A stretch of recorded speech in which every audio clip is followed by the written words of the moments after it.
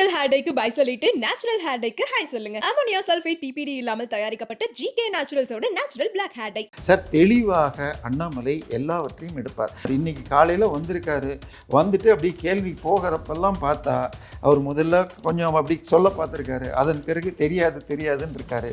அப்புறம் டக்குன்னு வக்கீல் என்ன பண்ணிட்டார், சார் அவர் டெல்லிக்கு பார்லிமெண்ட்டுக்கு போகணும், அதனால 2:15 ஃப்ளைட்டுன்னு 1 மணிக்கு இது பண்ணிட்டாங்க. ஸோ இதில் அண்ணாமலை கேட்டிருக்காரு, நீங்கள் உங்களுக்கு 10-20 கப்பல் இருக்கே அப்படின்னு கேட்டிருக்காரு. இல்லை 2 தான் நான் வாங்கினேன்னார். அதுக்கு அவர் சொல்லிட்டாரு, இந்த வழக்கு அவ்வளவு எளிதாக முடியாது, இது மற்ற அமைச்சர்களையும் நோக்கம். ஒன்று மற்ற அமைச்சர்லாம் என்ன சொல்லுவாங்க, ஏயா நாங்கள்லாம் வெறும் அறிக்கையை விட்டோம்ல, நீ ஏயா வழக்கு போட்ட அப்படின்னு நினைக்கும். ஒருவர் வாட்ச் நோட்டீஸ் கேட்டு மாட்டிக்கொண்டார், இவர் வக்கீல் நோட்டீஸ் அனுப்பிச்சு மாட்டிக்கொண்டிருக்கிறார். ஸோ வாண்டடாக மாட்டிக்கிட்டாரு. ஸோ சென்ற முறை அண்ணாமலை பண்ணப்பயே நான் என்ன பண்ணேன், ஒரு இது போய் தேடினேன். இப்பயுமே நீங்களும் கூட தேடலாம். அதாவது வெப்சைட்டில் போய் அவருடைய எந்த ஒரு பர்சனுடைய அவருடைய ஆதார் கார்டில் என்ன பேர் இருக்கோ அந்த பேரில் போட்டு தேடினீங்கன்னா அவங்க கம்பெனி டைரக்டராக இருந்தால் எத்தனை கம்பெனியில் டைரக்டராக இருக்காங்கன்னு வந்துடும். ஸோ நான் இவருடைய டிஆர் பாலு தேவர் அப்படின்னு இது மாதிரி டிஆர்பி ராஜான்னு போட்டால் கிட்டத்தட்ட 30க்கும் மேற்பட்ட கம்பெனிகள் இவருடைய மகன்கள், மகள்கள், மருமகள்களில் இருக்காங்க. ஸோ 30க்கும் மேற்பட்ட கம்பெனி இருக்குது. ஸோ இவர் பெரிய டிஸ்டிலரி, இன்றைக்கி டாஸ்மாகில் இருக்கிற சப்ளையில் முக்கியமான சப்ளை 4 கம்பெனிகள் இருக்குது. அதாவது ஒரு பக்கம் மிடாஸ்ன்னு இருக்குது, அது அதிமுகவுக்கு சமமானது. இந்த பக்கம் முக்கியமான 4-5 பேர் இருக்கிறதுல இவருடைய கம்பெனிக்கு வருஷத்துக்கு 15-20%. ஸோ இவர் திமுகவுடைய ஏடிஎம். அண்ணாமலையார் சார் ஒரு ஐபிஎஸ் அதிகாரி. அதாவது ஐபிஎஸ் அதிகாரியுடைய வேலை என்னன்னு சொன்னால், ஒரு குற்றம் சாட்டப்பட்டவர் தப்பு செஞ்சிருந்தா அவங்க வக்கீல் என்னெல்லாம் கேள்வி கேட்டாலும் சாட்சியை நிரூபிக்கிறதுக்கு என்ன வழிங்கிறது கற்றுக்கிட்டு அதை செய்கிறது தான் ஒரு ஐபிஎஸ் அதிகாரியுடைய வேலை. இப்போ டிஆர் பாலு இன்னைக்கு சிக்கினதை தாண்டி அடுத்த ஒரு வாரத்தில்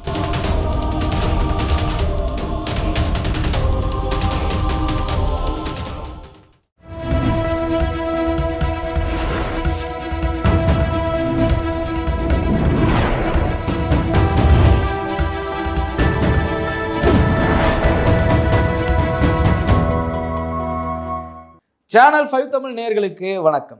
இந்த நேர்காணலில் நம்மோடு இணைந்திருப்பவர் அரசியல் விமர்சகர் திரு தேவப்பிரியா அவர்கள். வாருங்கள் அவரோடு பேசுவோம். சார் வணக்கம். சார் வணக்கம். சார், டிஎம்கே ஃபைல்ஸ் இன்றைக்கு சைதாப்பேட்டை நீதிமன்றத்தில் திரு அண்ணாமலை அவர்கள் டிஆர் பாலு அவர்களிடம் குறுக்கு விசாரணை செய்தார். அதற்கு டிஆர் பாலு அவர்கள் எந்த ஒரு கேள்விக்கு பதில் இல்லாமல் அடுத்த ஒரு தேதி வாங்கிட்டு அவங்க 2:15 ஃப்ளைட் இருக்குன்னு சொல்லிட்டு கிளம்பியதாக அண்ணாமலை அவர்கள் செய்தியாளர் சந்திப்பில் சொல்லியிருந்தார். என்ன இந்த டிஎம்கே ஃபைல்ஸ் டிஆர் பாலுவை இந்த அளவுக்கு குறுக்கு விசாரணை பண்ணுற அளவுக்கு அண்ணாமலை அவர்கள் போயிட்டு இருக்காருன்னா அது எதை நோக்கி போகும்னு நினைக்கிறீங்க? சார், ஒரு விஷயத்தில் டிஆர் பாலுவை பாராட்டணும் சார். அவர் கிட்டத்தட்ட ஒரு 20 பேர் மேரில் 2,60,000 கோடி சேர்த்துருக்காங்கன்னு சொன்னாங்க ஒவ்வொருத்தர் பேரில். உண்மையை சொல்ல போனால் அது கம்மி. உதாரணமாக KN நேரு எடுத்துக்கிட்டீங்கன்னு சொன்னால் அவர் 2,500 கோடின்னு காட்டியிருந்தார். அதில் 2,000 கோடி திருச்சியை சேர்ந்த தனலட்சுமி சீனிவாசன் குரூப்பை அவர் சேர்த்திருந்தார், அவருடைய சொந்தக்காரன்ட்டு. ஆனால் KN நேருடைய தம்பி டிவிஎச் குரூப்புக்கு மாத்திரம் மெட்ராஸ்லேயே 50,000 கோடிக்கு மேலே ப்ராஜெக்ட் பண்ணியிருக்காங்க அப்படின்னு நான் வேற ஒரு சேனலில் சொல்லியிருக்கேன். சரியா? மக்களுக்கு தெரியணும்னு சொன்னால், இப்போ இதில் பொரசவாக்கத்தில் டிவிஎச் லும்பினின்னு ஒரு ப்ராஜெக்ட். அடிமனை 4 லட்சம் சதுரடி, கட்டினது 10 லட்சம் சதுரடி. ஸோ அது இன்னைக்கு மதிப்பு கிட்டத்தட்ட 5,000 கோடி. நீங்கள் அப்படி அது 19 மாடி. எத்தனை நாளைக்குங்க எல்ஐசி 14 மாடின்னு மெட்ராஸ் சொல்லுவீங்க? இது 19 மாடி. இதே மாதிரி அடையாறில் ஒரு 19 மாடி கட்டினார். டிவிஎஸ் குவாட்ரண்ட்னு LBH ரோடில் 3வது பில்டிங். இதெல்லாம் எத்தனை நாளைக்கு இதை சொல்லுவீங்க? படூரில் 33 மாடி கட்டினார் டிவிஎச் அவுரானான்னு சொல்லிட்டு. ஸோ அதெல்லாம் கணக்கு போட்டிங்கன்னா அவருக்கு மெட்ராஸில் மாத்திரம் அவருடைய நிறுவனங்கள் கட்டினது இன்றைய மதிப்பு 50,000 கோடி. அன்றைக்கி எவ்வளோ இருக்குன்னு சொல்லல. ஸோ இப்படி இருக்கிறப்ப கிட்டத்தட்ட டிஆர் பாலு மேரில் 20க்கும் மேற்பட்ட கம்பெனிகளை ஆரம்பித்திருக்கிறார். அதில் அவருடைய சொத்து 10,000 கோடின்னு காட்டினார். இவர் உடனே இல்லை நான் 4 கம்பெனி தான் ஆரம்பித்தேன், அதில் 2 நொடிச்சு போய் மூடிட்டேன், 10,000 கோடிலாம் இல்லை இருந்தால் தரட்டுன்ற மாதிரி பேசினார். என்ன பண்ணாங்கன்னா, அந்த நேரத்தில் நமது இப்பொழுது முதலமைச்சராக துணை முதலமைச்சர் தொடங்கி கனிமொழி வரை எல்லாரும் அண்ணாமலை ஒரு வாரத்தில் மன்னிப்பு கேட்க வேண்டும், இல்லாவிட்டால் நான் மான நஷ்ட ஈடு போடுவேன், 100 கோடி போடுவேன், 50 கோடி போடுவேன், ஒவ்வொருத்தரும் கணக்கு போட்டாங்க. இவங்க யாரும் போடல. ஆனால் நம்ம டிஆர் பாலு அண்ணாச்சி தான் வழியில் மாட்டிக்கிட்டாரு. உடனே நானே நடத்துகிறேன்னு போன முறை வந்தப்போ ஓடினார். இன்றைக்கி காலையில் வந்திருக்காரு. வந்துட்டு அப்படி கேள்வி போகிறப்பெல்லாம் பார்த்தா அவர் முதல்ல கொஞ்சம் அப்படி சொல்ல பார்த்துருக்காரு. அதன் பிறகு தெரியாதுன்னு இருக்காரு. அப்புறம் டக்குன்னு வக்கீல் என்ன பண்ணிட்டார், சார் அவர் டெல்லிக்கு பார்லிமெண்ட்டுக்கு போகணும், அதனால 2:15 ஃப்ளைட்டுன்னு 1 மணிக்கு இது பண்ணிட்டாங்க. அடுத்த மாதம் ஃபுல்லாக வந்து பார்லிமெண்ட் இருக்குது, அதனால ஏப்ரல் 7ஆம் தேதின்னு வாங்கியிருக்காங்க. ரஃப்லி தமிழ்நாட்டுடைய தேர்தல் ஏப்ரல் 5லேருந்து 15க்குள்ளே இருக்கும். ஐ மீன் எந்த ஃபேஸில் வைக்கிறாங்க, ஏன்னா மேற்கு வங்காளமும் தமிழ்நாடும் ஒரே நேரத்தில். மேற்கு வங்காளத்தில் 5லேருந்து போன முறை 7 ஃபேஸ் வச்சாங்க, இந்த முறை 5 ஃபேஸ் இருக்குன்றாங்க. ஸோ அதில் 3வது 4வது ஃபேஸ் வந்தால் நமக்கு ஏப்ரல் 5லேருந்து 10க்குள்ளே வரும். ஸோ அதை காரணம் காட்டி அந்த தேதியிலையும் வரப்போகிறதில்ல. இப்போ இவர் என்ன சார் பண்ணார், பெரிய தப்பு பண்ணிட்டாரா? இப்போ நீங்கள் கிணறு தோன்றீங்களே, அதில் என்ன வரும்?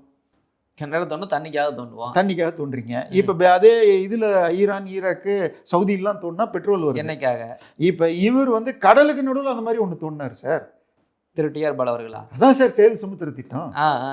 சரியா? அதாவது சேது சமுத்திர திட்டங்கிறது அந்த திட்டத்துடைய பிளான் என்னன்னு சொன்னால் 20,000 டன்னு கப்பல் வர்றதுக்கு நாங்கள் கடலுக்கு நடுவில் ஒரு இது கட்டுறோம் அப்படின்னாங்க. இன்னைக்கு நீங்கள் போய் பார்த்தீங்கன்னா என்னென்ன கப்பல் வருதுன்னு பார்த்தீங்கன்னா 40,000 60,000 டன்னுக்கு கீழே கப்பலே கிடையாது. இப்போ 1,00,000 டன் வரைக்கும் வந்துருச்சு. நம்ம சமீபத்தில் கேரளாவில் கம்யூனிஸ்ட் அரசால் போற்றி கட்டப்பட்ட விழிஞ்சம், அதானி விழிஞ்சம் போர்ட்டுக்கு வந்த ஒரு கப்பலில் 20,000 கண்டெய்னர் வந்துச்சு. அப்போது 1,00,000 டன் கேட்காது. ஸோ அப்போ 20,000 கப்பல் வந்துச்சுன்னு வச்சுக்கோங்க. சிங்கப்பூர்லேருந்து இங்கே வருது, கொழும்போ போய் இங்கே வருது, நம்ம இது இங்கே பண்ணிட்டா ஈஸி ஆகிடும். நாங்கள் அங்கேருந்து வருது 60,000 டன்னு கப்பல்லேருந்து 20,000 டன் வச்சா தான் இதுக்குள்ளே வரும். அடுத்தது நீங்கள் பீச்சுக்கு போயிருக்கீங்களா, அலை வந்துக்கிட்டே இருக்குமா, வர்றப்போ மண் வருமா? இப்போ இவங்க தோண்ட முடிக்கும். ஸோ இவருடைய கப்பல் நிறுவனம் ஒன்று, இவரே ஒரு ஃபிஷிங் கம்பெனி வச்சு அதில் கப்பல் இது மண் எடுக்கிற கப்பலை வாங்கி ட்ராலிங் கம்பெனி வாங்கி அவருக்கே கான்ட்ராக்ட். ஸோ அடுத்த வருஷத்துலேருந்து 2வது வருஷத்துலேருந்து என்ன பண்ணிட்டார், ஏற்கனவே அனுபவம் இருக்கணும். ஸோ இவர் கம்பெனியை தவிர இவரும் கனிமொழியும் பார்ட்னர்னு சொல்லுவாங்க. ஸோ அப்படி பண்ணாங்க. ஸோ இதில் அண்ணாமலை கேட்டிருக்காரு, நீங்கள் உங்களுக்கு 10 20 கப்பல் இருக்கே அப்படின்னு கேட்டிருக்காரு. இல்லை 2 தான் நான் வாங்கினேன்னார். அதுக்கு அவர் சொல்லிட்டாரு, சார் மூக்க அழகிரி உங்கள்கிட்ட 10 கப்பல் இருக்குன்னு சொன்னார். இல்லை எனக்கு தெரியாது. அப்போ அவர் மீது வழக்கு போட்டிங்களா பேபல் அப்படின்னு கேட்டார். இல்லை அப்படின்னார். ஸோ குறைஞ்சபட்சம் 10 இருக்குன்னு அழகிரி சொல்லியிருக்கார். எனக்கு வந்த சோர்ஸ்கள் 20 வரைக்கும் உண்டுன்னு சொல்லியிருக்காங்க. ஸோ என்ன கிணறு தோன்ற மாதிரி சார் அது. அதாவது அந்த நேரத்தில் நாங்கள் கிட்டத்தட்ட முன்னாள் தூத்துக்குடி துறைமுக தலைவராக இருந்த ஒரு IAS அதிகாரியை வச்சுக்கிட்டு வழக்கு டெக்னிக்கலாக சொன்னோம், ஐயா 20,000 கப்பல்லாம் போட்டால் வேஸ்ட்டு, இந்த திட்டம் வேஸ்ட்டு. அதை தவிர அங்கே இருக்கிற பவளப்பாறைகளை இது அஃபெக்ட் பண்ணுது. இவங்க கேட்கல. அந்த பவளப்பாறைகளில் ஒரு பகுதிக்கு ராமர் சேத்துன்னு உடனே அதை டெக்னிக்கலாக நம்ம சங்ககாலம் முதலாக இருக்கிற ஆதாரங்களை கொடுத்து வழக்கு போட சுப்ரீம் கோர்ட் தடுத்துச்சு. இல்லைன்னா இந்த திட்டம் போல் ஒரு எண்ணெய் கிணறை விட அதிகமாக கொள்ளையடிக்கும் திட்டம் இது எந்த அளவுக்கு போயிடுச்சுன்னா 2009 தேர்தலில் ஜெயித்த உடனே அமைச்சரவை ஃபார்மேஷன் அப்போது யாரை வேணால் போடுங்க, இவரை நான் சேர்க்க மாட்டேன்ட்டார். அதுக்கு முன்னாடி இருந்த அந்த 5 ஆண்டுகளில் ஹைவேஸ் துறையிலும் அதன் பிறகு இது என்விரான்மெண்ட் துறையிலும் இவர் வாங்கியது இவராலேயே பொறுக்க முடியல. மன்மோகன் சிங் சாதாரணமாக யாரையும் வேண்டான்னு சொல்லாத ஆள், இவரை சேர்க்க மாட்டேன்னார். ஸோ அப்பேற்பட்ட திறமைசாலி. ஸோ வாண்டடாக மாட்டிக்கிட்டாரு. ஸோ சென்ற முறை அண்ணாமலை பண்ணப்பயே நான் என்ன பண்ணேன், ஒரு இது போய் தேடினேன். இப்பயுமே நீங்களும் கூட தேடலாம். அதாவது வெப்சைட்டில் போய் அவருடைய எந்த ஒரு பர்சனுடைய அவருடைய ஆதார் கார்டில் என்ன பேர் இருக்கோ அந்த பேரில் போட்டு தேடினீங்கன்னா அவங்க கம்பெனி டைரக்டராக இருந்தால் எத்தனை கம்பெனியில் டைரக்டராக இருக்காங்கன்னு வந்துடும். ஸோ நான் இவருடைய டிஆர் பாலு தேவர் அப்படின்னு இது மாதிரி டிஆர்பி ராஜான்னு போட்டால் கிட்டத்தட்ட 30க்கும் மேற்பட்ட கம்பெனிகள், இவருடைய மனைவி 2 மனைவிகள், அதில் ஒருத்தர் சமீபத்தில் காலமானார், இவருடைய மகன்கள் மகள்கள் மருமகள்களில் இருக்காங்க. ஸோ 30க்கும் மேற்பட்ட கம்பெனி இருக்குது. கிட்டத்தட்ட 2013 வாக்கில் அன்றைக்கு ஈகா தியேட்டர்கிட்ட ஒரு ஃபர்ஸ்ட் ஃப்ளோரில் ஒரு பில்டிங் 5000 ஸ்கொயர் ஃபீட் அலுவலகம் இவர்கள் குழுமத்துக்கு இருக்குது. அதுலேயும் நான் போய் வேறொரு நண்பரை சந்திச்சிருக்கேன். ஸோ இவர்கள் மிகப்பெரிய தொழிலதிபர்கள் சம்பாதிச்சிருக்காங்க சார். திமுகவை பொறுத்த வரைக்கும் நம்ம ஸ்டாலின் சார் என்ன சார் சொன்னார் செந்தில் பாலாஜிக்கு, அவர் மிசா காலத்தை விட அதிகமாக தியாகம் செய்து விட்டு வந்திருக்கிறார். ஸோ தயவு செய்து ஒரு லஞ்சம் வாங்கினார் ஊழல் வாங்கினார்லாம் சொல்லாதீங்க. திராவிட மாடலில் தியாகம் செய்து சம்பாதிச்சார். ஸோ என்ன பிரச்சனைன்னா அதை எடுத்து காட்டிட்டார். ஸோ இந்த வழக்கில் இன்னைக்கு அதை தவிர மேலும் பல கேள்விகள் கேட்டால் எதுக்குமே தெரியலங்கிறார். ஸோ இது வக்கீலுங்க சொல்லி கொடுக்குறது சார். இப்போ நானே கூட சில கேஸ் அட்டன் பண்ணியிருக்கேன் விட்னஸாக. அப்படிலாம் போனால் வக்கீல் என்னென்ன கேள்வி வரும் நம்மளே பரீட்சைக்கு படிச்சுட்டு போகிற மாதிரி அவங்க என்ன கேள்வி கேட்பாங்க, என்ன பதில் சொல்லணும்னு பிளான் பண்ணியிருப்போம். ஸோ இவங்களுக்கு வக்கீல்லாம் சொல்லி கொடுத்துருப்பாங்க. ஆனால் அண்ணாமலையார் சார் ஒரு ஐபிஎஸ் அதிகாரி. அதாவது ஐபிஎஸ் அதிகாரியுடைய வேலை என்னன்னு சொன்னால், ஒரு குற்றம் சாட்டப்பட்டவர் தப்பு செஞ்சிருந்தா அவங்க வக்கீல் என்னெல்லாம் கேள்வி கேட்டாலும் சாட்சியை நிரூபிக்கிறதுக்கு என்ன வழிங்கிறது கற்றுக்கிட்டு அதை செய்யறதா ஒரு ஐபிஎஸ் அதிகாரியுடைய வேலை. ஸோ அண்ணாமலை கிட்ட இவர் கொத்தா மாட்டிக்கிட்டார். இதில் நிச்சயமாக சிக்குவார். இது கொண்டு போகும். என்ன ஒன்று ஏப்ரல் 7ங்கிறது ரொம்ப தாண்டி இருக்குது. ஆனால் இப்போ இவருடைய நிறுவனங்கள், நான் என்னுடைய பிளாக் லிங்க் தரேன், நீங்கள் பார்த்தா அந்த 30 கம்பெனி பேரும் கிடைக்கும். ஸோ இதெல்லாம் அடுத்த சில நாட்கள் பேசினால் நிற்கும். அதே போல் ஆர்எஸ் பாரதி ஒரு வழக்கு போட்டிருக்காருன்னு சொல்லி அதுவும் நான் விசாரிப்பேன்னு சொல்லி அண்ணாமலை அதே பேட்டியில் சொல்லியிருக்கார். ஆக்சுவலாக ஆர்எஸ் பாரதி என்ன சொன்னார், நாங்கள் விடமாட்டோம், ஒரு மாவட்டத்திலும் ஒரு நீதிமன்றத்திலும் இவர் தினந்தோறும் அலையும்படி கேஸ் போடுவோம்னாங்க. யாரும் போடலை. நல்ல வேளையாக டிஆர் பாலு போட்டார். இன்னைக்கு கேள்வி கேட்டார். சார், அண்ணாமலையை பற்றி நம்ம மீடியாவில் இருக்கிறதுலே அதிகமாக டார்கெட் செய்கிறது அவர் தான். ஆனால் அவருக்கு என்ன பதவி இப்போ கொடுத்துட்டாங்க தெரியுமா? சக்தி கேந்திரா தலைவர். சக்தி கேந்திரானா என்ன தெரியுமா பிஜேபியில்? அதாவது இது கட்சி தலைவர் நயினார் நாகேந்திரன். ஆனால் எலெக்ஷனில் ஜெயிக்கிறதுக்கு என்ன வழி? Booth management. ஸோ தமிழ்நாட்டில் மொத்தம் 72,000 பூத்து. ஸோ ஒரு பூத்துக்கும் 15 பூத் ஏஜென்ட்டு. அந்த ஒரு பூத்துக்கும் ஒரு தலைவர், அந்த 15 பேரில் ஒருத்தர். அந்த மூணு பூத் சேர்ந்தா 45 பேருக்கு ஒரு தலைவர் சக்தி கேந்திரா உறுப்பினர். ஸோ அப்படி 24,000 பூத்துகளையும் கண்ட்ரோல் செய்கிறவர் சக்தி கேந்திரா தலைவர். ஸோ இப்போ இவருக்கு நயினார் நாகேந்திரனுக்கு அடுத்த நிலையில் தமிழ்நாட்டில் இருக்கிற 234 தொகுதிகளையும் பூத் மேனேஜ்மெண்ட் தலைவர் போஸ்ட்டை கொடுத்துருக்காங்க.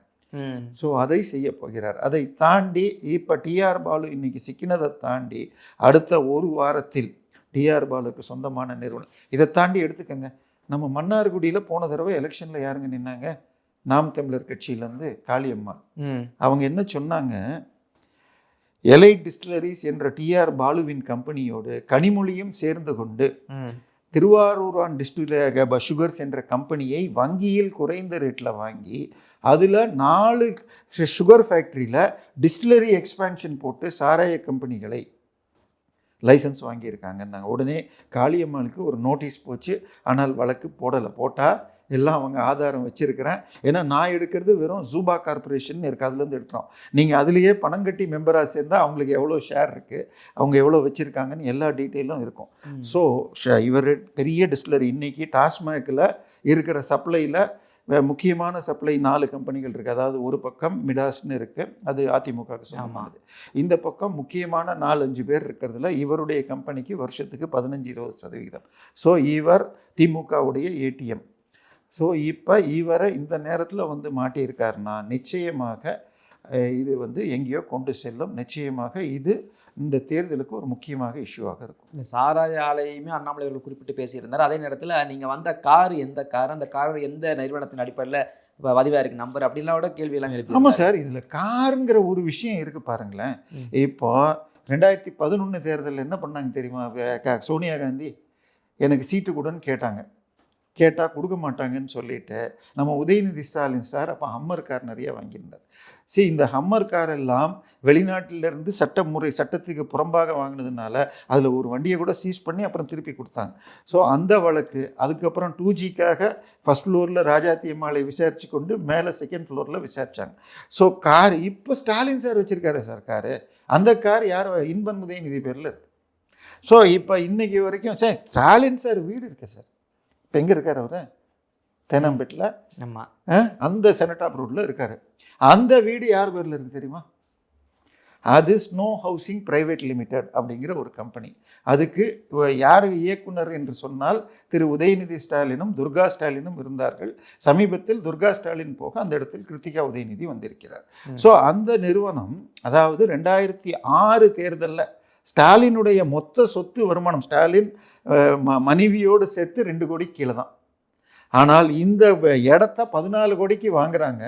அதில் 10.5 கோடியை கேஷாக அந்த கம்பெனிக்கு திரு உதயநிதி ஸ்டாலின் கொடுத்துருக்கிறார். இன்று வரை அது திரும்பி வரலன்னு சொல்லிட்டு அவருடைய 2021 அஃபிடவிட் சொல்லுது. எங்க இப்போ உங்களுக்கு எங்கிட்டையும் 10 கோடி இருக்குதா? இன்னைக்கு 10 பைசா வட்டி கிடையாது. ஸோ 10 கோடி. அதுக்கு முன்னாடியே ஒரு சினிமா நடிக்கல. ரெட் ஜெயின்ட்லாம் அப்புறமா ஆரம்பிச்சது. 2006 ஏப்ரலில் பதவிக்கு வராங்க. நவம்பரில் இது பண்ணி 7 முதல் வீக்லேயே வாங்குறாங்க. ஸோ அதுக்கப்புறம் பக்கத்து வீட்டை சேர்த்து வாங்குறாங்க. அந்த வீட்டை மிரட்டி வாங்கினார்கள் என்ற வழக்கில் இவங்க 2 பேரும் ஸ்டாலினும் உதயநிதி ஸ்டாலின் பேர்லேயும் வழக்கு வந்தது.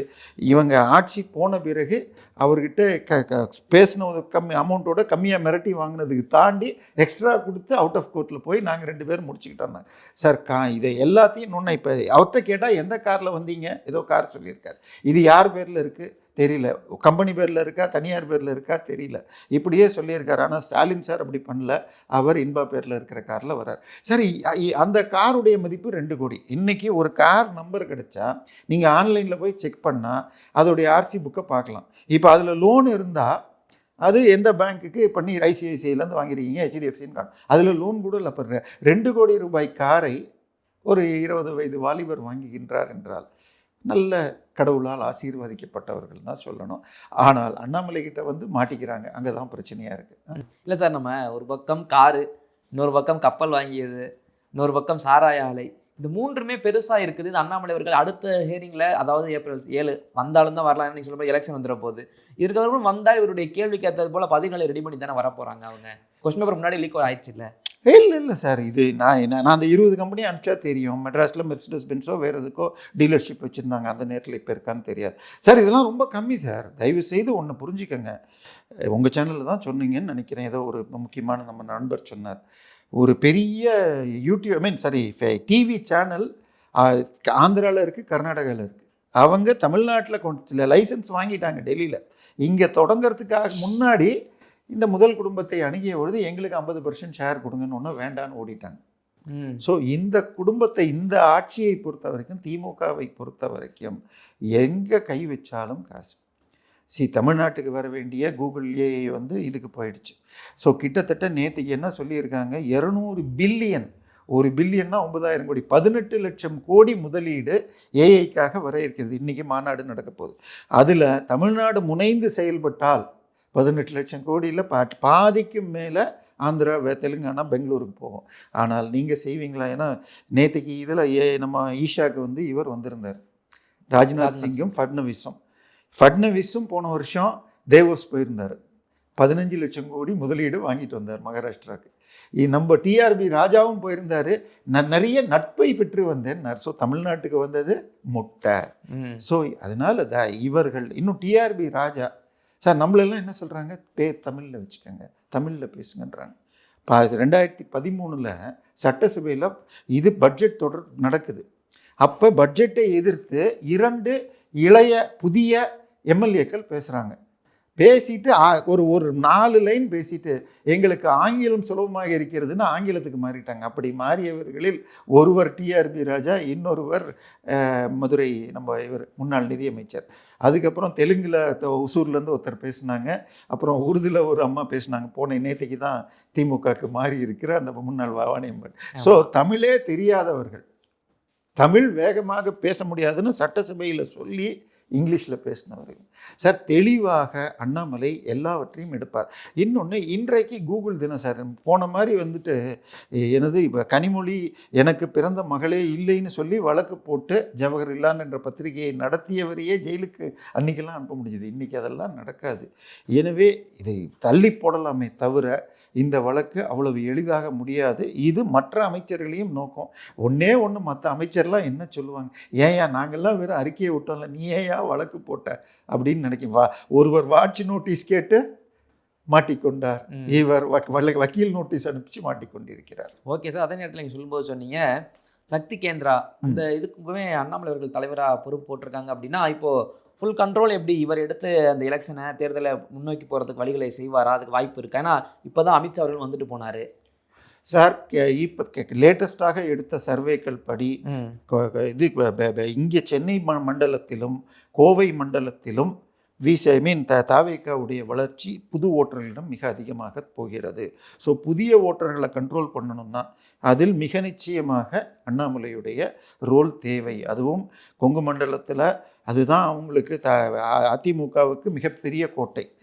தமிழ்நாடு சென்னையில் எடுத்துக்கிட்டிங்கன்னா சென்ற முறை, அதாவது நீங்கள் 234 தொகுதி லிஸ்ட்டு நம்ம எலெக்ஷன் கமிஷன் வெப்சைட்டில் நம்பர் 1 திருவள்ளுவர்னு போய் 36 தொகுதியில் ஒரு தொகுதியில் தான் சென்ற முறை அதிமுக ஜெயிச்சுது. சரியா? ஏதோ ஒன்று வந்த வருஷம் அந்த இடத்துல மீதி சென்னையில் இருக்கிற அத்தனையுமே இந்த முறை சென்னையில் அதிமுக ரிவைவல் வருதுன்னா அதை தாவேக்கா தடுக்கிறது. ஆனால் பாஜக நின்னால், உதாரணமாக விருகம்பாக்கம், வேளச்சேரி, டி நகர், மயிலாப்பூர், அண்ணா நகர், இங்கெல்லாம் அண்ணா நகர் ஓரளவுக்கு அதிமுக நிற்கலாம்.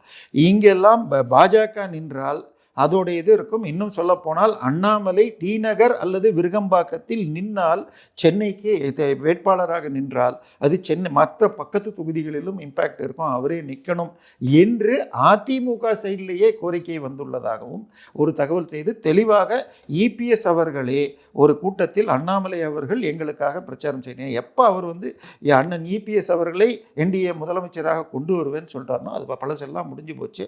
அவருடைய பிரச்சாரம் இல்லைன்னு சொன்னால் அடுத்த இளைஞர்கள் ஓட்டு 5% ஓட்டு பிஜேபிக்கு வராது. ஏன்னா போன முறை பிஜேபி தனியாக 18% வாங்கினதில் அவருடைய ரோல் அவருக்காகவும் வந்ததும் இருக்குது. அதை வரணும்னா கண்டிப்பாக அவர் பிரச்சாரம் பண்ணோம்.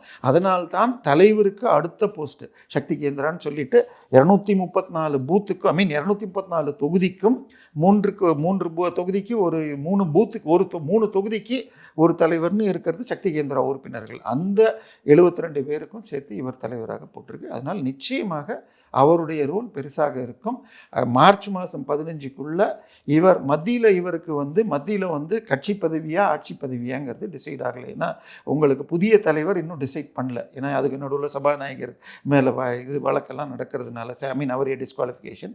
அப்போ மார்ச் 15 வாக்கில் நிதின் நபின் அவர்கள் தன்னுடைய உள் கேபினை டிசைட் பண்ணுறப்ப கட்சிக்கு எடுத்துக்கொள்ளலைன்னா ஆட்சியில் கொடுப்பாங்க, இல்லைன்னா கட்சியில் வரும். பட் தமிழக எலெக்ஷனில் தலைவருக்கு அடுத்த மிகப்பெரிய பதவி அந்த பதவி கொடுத்துருக்கப்பட்டிருக்கு. ஓகே சார், எங்களுடைய பல்வேறு கேள்விகளுக்கு உங்கள் நேரத்தை அதிக பதில் மிக நன்றி சார். தொடர்ந்து பேசுவோம்.